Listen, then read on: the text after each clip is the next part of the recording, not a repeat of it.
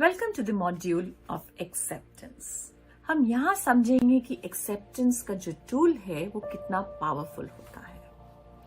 अब मैं यहाँ पर आपको एक कहानी से शुरू करूंगी। एक बच्चा था जिसका नाम था Neeraj. Neeraj was a 7-year-old boy and he was very fond of painting. उसको पेंटिंग करते हुए ना वो अपने आप को भूल जाता था, खूब पेंटिंग करता था।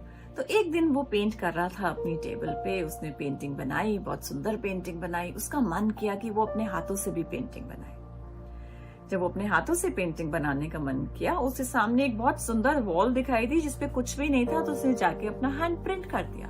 सो he painted a wall and he was very excited about it. In the meantime his father came in and father started shouting like, what have you done this? You've spoiled the wall. Walls are not for the, doing the painting here. Now, this is not something right. You don't have to do that and you have to clean the wall. So he was very harsh. He was very harsh on Neeraj and he said, go and get it and now clean the wall yourself. That was a shock for Neeraj. That transition from such a beautiful moment he was in to get such a scolding from his father. इतनी डांट पड़ने से वो बहुत उदास हो गया। वो गया, उसने क्लीनिंग का मटेरियल लेके वॉल को साफ करने की कोशिश करा, पर तब भी थोड़ा सा तो पेंट रह गया दीवार पे। फादर अगेन आए, दोबारा से वहां पर आए और उन्होंने फिर से कहा, देखो मैंने कहा था ना तुमको, तुम पूरा साफ नहीं कर पाओगे। अब ये स्टेन हमेशा दीवार पे लगा रहेगा। तुम हमेशा ही ऐसे काम करते हो, तुम समझते क्यों नहीं हो? इतनी डांट पड़ गई उसको। नीरज बिकेम वेरी सैड, बहुत दुखी हो गया। उस बच्चे की सारी खुशी जो उसने उसमें जनरेट करी थी पेंटिंग करके, सब बुझ गई। इतने में नीरज की मदर वहां पर आई। उन्होंने बच्चे को उदास देखा तो शी डेल्ड बीच में आई और उन्होंने सोचा मैं सिचुएशन को संभालती हूँ। तो उन्होंने फादर से पूछा कि तुमको इतना नाराजगी क्यों आई? वो तो 7 साल का बच्चा है, देखते हैं क्यों आई। तो फादर ने जवाब दिया कि हमारे अपार्टमेंट का कॉन्ट्रैक्ट है इसमें, और अगर कुछ भी स्टेन मिलेगा तो हमें बहुत पेनल्टी देनी पड़ेगी और ये करना पड़ेगा और वो करना पड़ेगा, हम ये नहीं कर सकते। तो he came out with his own idea कि कहां से उनका वो जनरेशन आ रहा था। यहां पर मैं आपसे 2 बात करना चाहूंगी। एज अ पेरेंट हमारे पास ना 2 किस्म की सुपीरियरिटी होती है। एक होती है पॉजिटिव सुपीरियरिटी, एक होती है डिसरप्टिव सुपीरियरिटी। जो पॉजिटिव सुपीरियरिटी होती है वो सब पेरेंट्स को चाहिए होती है। पॉजिटिव सुपीरियरिटी मतलब हम जहां पर सुपीरियर फील करते हैं for something positive effects. Like बच्चे को हमें रोड क्रॉस करनी सिखानी है तो हमें बच्चे को हाथ पकड़ के ले जाना पड़ेगा, उसे रूल्स बताने पड़ेंगे ताकि वो सेफ रहे, उसकी सेफ्टी से कंसर्न है, तो वो हमारी पॉजिटिव सुपीरियरिटी है। या वो सोफे पे कूद रहा है और वो रिस्की है तो वो उसको समझाना पड़ेगा, राइट? तो दीज आर पॉजिटिव सुपीरियरिटी। जो डिसरप्टिव सुपीरियरिटी होती है उसमें आपका 3 चीजों से आइडेंटिफाई होती है, डिस्कनेक्शन से, डिसरिगार्ड से और डिमिनिशिंग एटीट्यूड से।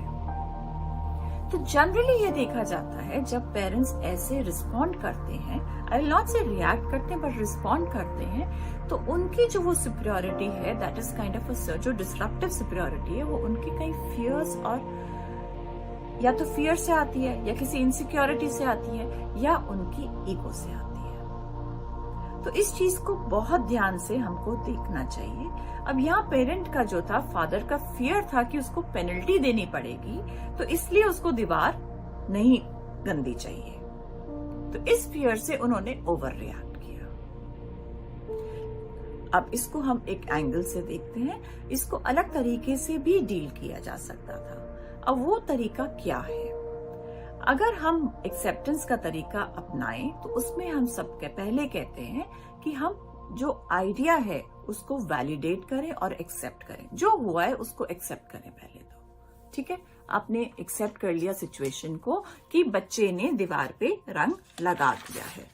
तो दूसरा, please stay with positive with the child, ताकि कम्युनिकेशन तभी पॉसिबल है जब आप उसको इस भाव में कह सकें कि दूसरा उसे सुन ले। अगर आपने टोन अपनी हार्ड कर दी है, हार्श कर दी है, तो बच्चा हो सकता है उसको सुने ही ना, अगर सुने तो हो सकता है उस पर बहुत ज्यादा नेगेटिव इफेक्ट हो।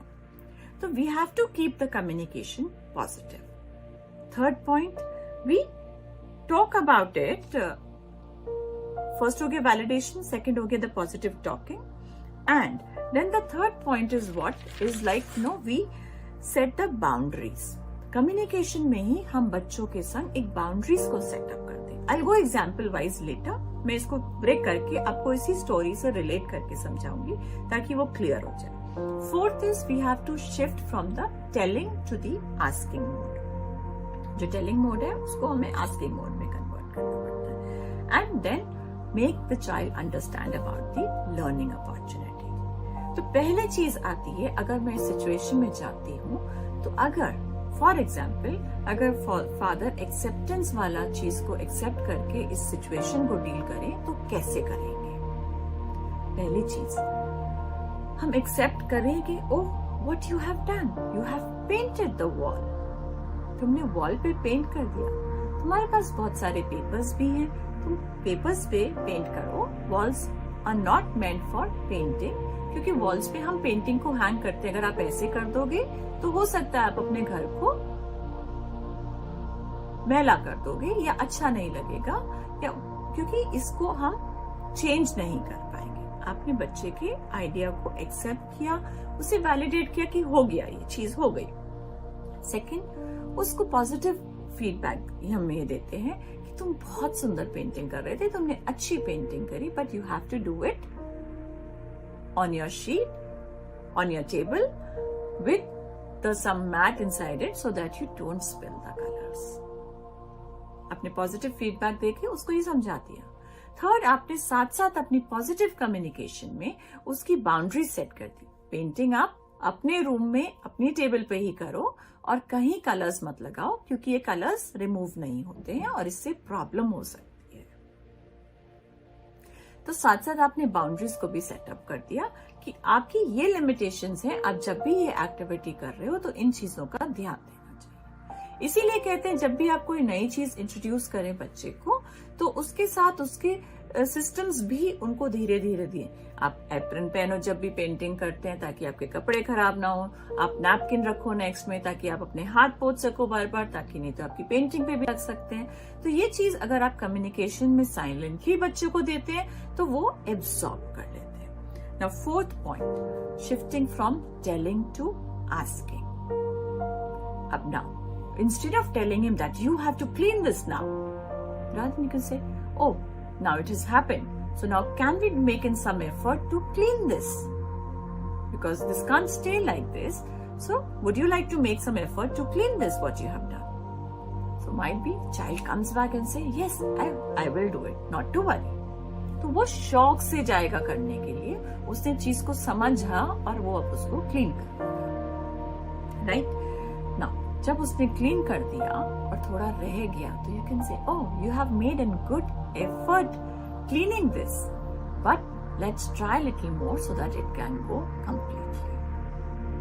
रादर देन आई से मुझे तो पता ही था तुम क्लीन नहीं कर पाओगे, ये नहीं कर पाओगे, ये गंदा हो जाएगा, ये हमेशा ऐसे ही दिखेगा, अब कोई क्या कहेगा यहाँ पर आएगा। तो उन सब चीजों को कहने के बजाय आपने बोला कि तुमने एक अच्छा एफर्ट किया, क्या अब थोड़ा और एफर्ट कर सकते हो, तो बच्चा खुशी से एफर्ट करेगा, या अब किसी की हेल्प लेके, बट वो उसको ये समझ में आएगा कि मुझे ऐसा काम नहीं करना और मैं इसको उसको वो अपनी पॉजिटिव लर्निंग बनाएगा। तो एक जो ऐसी सिचुएशन आई, अब उसके दो पहलू हैं। या तो आप उस सिचुएशन को ऐसा बना दीजिए कि बच्चा अपना कॉन्फिडेंस खो बैठे और वो कहे कि मुझे तो यहाँ पर कुछ भी अलाउड नहीं है करना अपनी मर्जी से, मैं कुछ भी करूंगा तो मुझे डांट पड़ेगी। तो इस फीलिंग को अगर ये 2-3 बार ही रिपीट हो गया तो वो कहने लगता है कि मुझे कुछ नया ट्राई नहीं करना। Then the parents come up with the complaint, हम सब कुछ लाके देते हैं बट ये कुछ ट्राई नहीं करता। तो उसके पीछे देखिए, या अगर उसने कभी ऐसा किया उसमें से हम क्या लर्निंग दे सकते हैं बच्चों को, हम वो पॉइंट्स निकालेंगे। हमने उसको पहले बताया, हमने एक्सेप्ट किया कि तुमने ये पेंट लगाया, but paint it was not suppose to be there, और तुमने पेंटिंग में अच्छे हो, बट पेंटिंग वॉल्स पे नहीं होती, वॉल पे हम पेंटिंग टांगते हैं, आपको पेंटिंग अपनी शीट पे ही करनी है। हमने उसको ये लर्निंग दी। हमने लर्निंग दी कि आप जब पेंटिंग करते हो तो उसके नीचे एक रफ पेपर बिछाओ या नैपकिन रखो अपने साथ, एप्रन पहनो, ताकि आप अपने और चीजों को कलर स्पिल ना कर पाओ उन पे, वो सेफ रहे। आपने उसको ये लर्निंग दी। फोर्थ ये लर्निंग दी कि अगर कुछ प्रॉब्लम हो गई है, अगर कोई गलती हो गई है, तो हम उसका सोल्यूशन निकाल सकते हैं, उसको हम क्लीन कैसे कर सकते हैं, उसको इरेज कैसे कर सकते हैं। आपने वो लर्निंग दी। उसके बाद आपने उसको बोला कि तुमने बहुत अच्छी एफर्ट करी है, तो उसको आपने वो कंफर्मेशन दी, उसके वैलिडेट किया कि he has the capacity to take up some project, to take up some action to erase or to solve any kind of problems। तो उसको ये हिम्मत आई कि वो ये ऐसा कर सकता है। जब आपने उसको बोला कि तुमने बहुत अच्छा एफर्ट किया, उससे उन्हें इनकरेज होके he got into the another action mode, उन्होंने थोड़ा सा और एफर्ट किया। एंड जब उन्होंने फाइनली क्लीन कर लिया, तो हमने एक छोटा सा रिफ्लेक्टिव टॉक किया कि सिचुएशन को समझने के लिए। This is how the magic of acceptance work. So it is like, जब आप चीजों को एक्सेप्ट कर लेते हैं, अपने इम्परफेक्शंस को भी एक्सेप्ट कर लेते हैं। ऐसे कि एक्सेप्टेंस ये नहीं है कि मैं सिर्फ बच्चों की फीलिंग्स और इमोशंस को एक्सेप्ट करती हूँ, उससे पहले मुझे अपनी फीलिंग्स और इमोशंस को एक्सेप्ट करना पड़ेगा, उन्हें अंडरस्टैंड करना पड़ेगा, और ये ध्यान में रखना पड़ेगा कि मैं वो कोई मेरा जो फियर है, मेरी कोई जो इनसिक्योरिटी है, उसकी शैडो मेरे बच्चे पे ना आ जाए। So this is what I say when we are a conscious parent, we are aware of these things and we accept the challenges जो आते हैं हमारे, और हम उनको करने का सीधा सीधा solution निकाल लेते हैं। So I think so this module gave you some insight. Do let me know how you felt about it, and then we go to the another module in the next video.